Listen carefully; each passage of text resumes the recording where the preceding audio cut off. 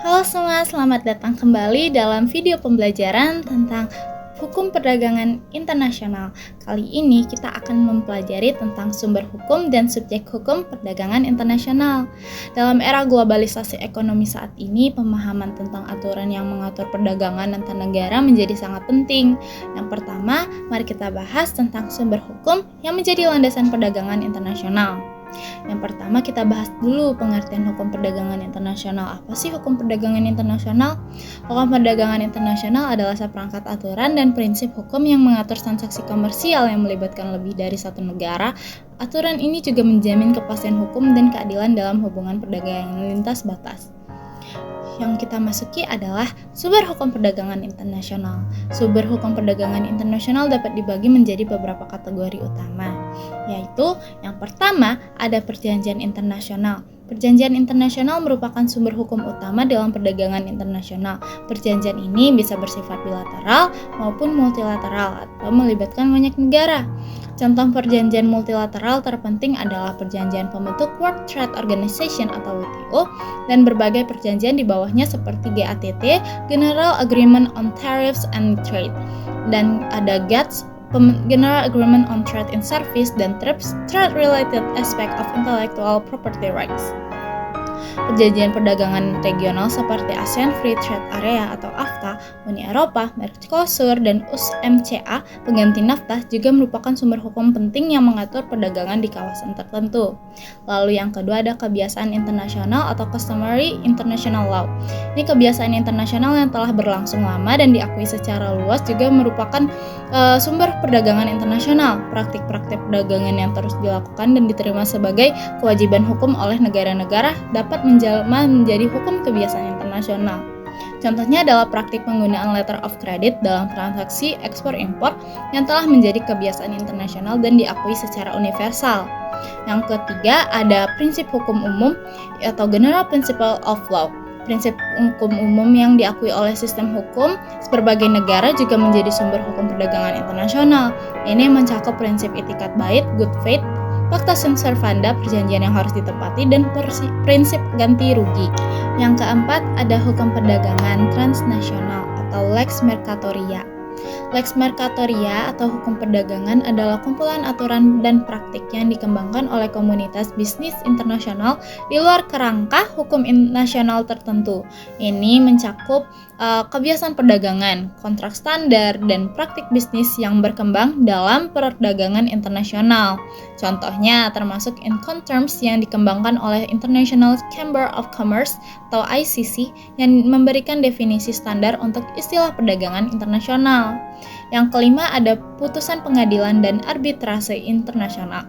Putusan pengadilan internasional dan badan arbitrase seperti International Court of Justice atau ICJ, Dispute Settlement Body WTO, dan International Center for Settlement of Investment Dispute atau ICSID juga menjadi sumber hukum penting. Putusan-putusan ini memberikan interpretasi dan penerapan hukum perdagangan internasional dalam kasus-kasus yang konkret. Yang keenam, ada hukum nasional. Meskipun fokus kita adalah hukum internasional, tidak boleh dilupakan bahwa hukum nasional masing-masing negara juga mempengaruhi perdagangan internasional. Undang-undang ekspor impor, investasi asing, perpajakan, dan valuta asing suatu negara turut mengatur transaksi perdagangan internasional. Hierarki sumber hukum perdagangan internasional. Dalam penerapannya, terdapat hierarki tidak resmi di antara sumber-sumber hukum perdagangan internasional. Perjanjian internasional umumnya dianggap sebagai sumber utama, diikuti oleh kebiasaan internasional, prinsip hukum umum, dan sumber-sumber lainnya. Namun, dalam kasus konkret, hierarki ini dapat bervariasi tergantung pada konteks permasalahan. Tantangan dan perkembangan terkini, perdagangan internasional terus berkembang dengan munculnya e-commerce, ekonomi digital, dan cryptocurrency. Ini menimbulkan tantangan baru bagi kerangka hukum perdagangan internasional yang ada. Selain itu, ketegangan geopolitik, proteksionisme yang meningkat, dan kekhawatiran terhadap dampak globalisasi terhadap kedaulatan ekonomi nasional juga mempengaruhi evaluasi hukum perdagangan internasional saat ini. Memahami sumber hukum perdagangan internasional sangat penting bagi negara, perusahaan, dan individu yang terlibat dalam transaksi lintas batas Kerangka hukum ini memberikan kepastian dan prediktabilitas sekaligus memfasilitasi perdagangan global yang adil dan berkelanjutan. Lalu, yang kedua, mari kita bahas tentang subjek hukum perdagangan internasional. Penting untuk memahami siapa saja yang menjadi pelaku atau subjek dalam transaksi perdagangan lintas negara. Mari kita pelajari bersama para subjek hukum yang memiliki hak dan kewajiban dalam kegiatan perdagangan internasional. Pengertian subjek hukum perdagangan internasional adalah pihak-pihak yang memiliki hak dan kewajiban serta dapat melakukan tindakan hukum dalam kegiatan perdagangan yang melibatkan lebih dari satu negara. Mereka adalah para pelaku yang dapat membuat perjanjian, menuntut hak, dan memiliki kewajiban dalam lingkup perdagangan internasional. Subjek hukum dalam perdagangan internasional itu ada beragam. Yang pertama, ada negara atau state. Negara merupakan subjek hukum perdagangan internasional yang paling utama dan tradisional. Negara memiliki kedaulatan untuk mengatur kegiatan perdagangan dalam wilayahnya dan juga menjadi pihak dalam perjanjian perdagangan internasional. Dalam konteks perdagangan internasional, negara berperan dalam membuat perjanjian perdagangan bilateral maupun multilateral, menetapkan kebijakan perdagangan luar negeri, memberikan perlindungan hukum bagi pelaku usaha nasionalnya, dan menyelesaikan sengketa perdagangan dengan negara lain. Yang kedua, ada organisasi internasional. Organisasi internasional juga merupakan subjek hukum perdagangan internasional yang sangat penting. Organisasi ini dapat bersifat antar pemerintah atau intergovernmental maupun non-pemerintahan atau non-governmental. Contoh utama adalah World Trade Organization atau WTO yang mengatur perdagangan multilateral global. WTO memiliki kewenangan untuk mengawasi implementasi perjanjian perdagangan, menjadi forum negosiasi perdagangan, menyelesaikan sengketa perdagangan antar negara, dan meninjau kebijakan perdagangan negara anggota. Organisasi internasional lainnya seperti UNCTAD atau United Nations Conference on Trade and Development, ICC International Chamber of Commerce, dan organisasi perdagangan regional seperti ASEAN, Uni Eropa, dan Mercosur juga berperan penting dalam mengatur memfasilitasi perdagangan internasional. Yang ketiga, ada perusahaan multinasional atau multinational corporation. Ini adalah subjek hukum perdagangan internasional yang sangat berpengaruh dalam ekonomi global. Mereka adalah perusahaan yang memiliki operasi bisnis di berbagai negara dengan jaringan produksi dan distribusi luas. Perusahaan multinasional memiliki karakteristik yang pertama ada beroperasi di berbagai negara melalui anak perusahaan, cabang, atau afiliasi. Yang kedua memiliki kekuatan ekonomi yang besar, terkadang melebihi GDP berbagai negara. Dapat melakukan kontrak dan perjanjian internasional dan dapat menjadi pihak dalam penyelesaian sengketa internasional melalui arbitrase.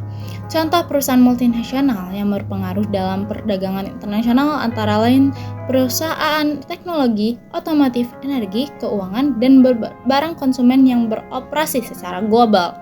Yang keempat, perusahaan nasional dan UMKM. Perusahaan nasional termasuk UMKM yang terlibat dalam kegiatan ekspor impor juga merupakan subjek hukum perdagangan internasional loh. Meskipun skala operasinya lebih kecil dibanding perusahaan multinasional, mereka tetap memiliki hak dan kewajiban dalam transaksi lintas batas. Dalam era digital dan e-commerce, semakin banyak UMKM yang dapat terlibat langsung dalam perdagangan internasional tanpa harus memiliki infrastruktur fisik yang besar di luar negeri. Lalu yang kelima, ada individu sebagai pelaku usaha. Individu sebagai pelaku usaha atau perdagangan juga menjadi subjek hukum perdagangan internasional. Mereka dapat melakukan transaksi perdagangan internasional, menandatangani kontrak, dan memiliki hak serta kewajiban dalam kegiatan ekspor-impor. Dengan berkembangnya platform digital dan e-commerce global, individu semakin mudah untuk terlibat dalam perdagangan lintas batas, baik sebagai penjual maupun sebagai pembeli. Yang keenam, ada lembaga keuangan internasional. Lembaga keuangan internasional seperti bank multinasional, lembaga pembiayaan ekspor, dan asuransi kredit ekspor juga merupakan subjek hukum perdagangan internasional yang penting. Mereka memfasilitasi transaksi keuangan dalam perdagangan internasional. Lembaga-lembaga ini berperan dalam pembiayaan perdagangan internasional, menjamin pembayaran melalui instrumen seperti letter of credit, asuransi terhadap risiko perdagangan internasional, dan fasilitas hedging untuk risiko nilai tukar. Lalu ada hubungan antara subjek hukum perdagangan internasional. Para subjek hukum perdagangan internasional saling berinteraksi dalam ekosistem perdagangan global.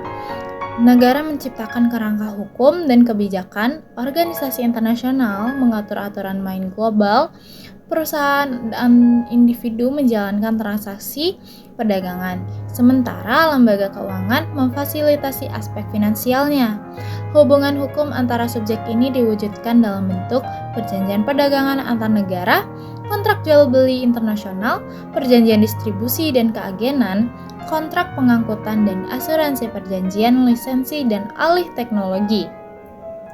Hak dan kewajiban subjek hukum perdagangan internasional, yaitu setiap subjek hukum perdagangan internasional memiliki hak dan kewajiban yang diatur dalam berbagai instrumen hukum, baik nasional maupun internasional.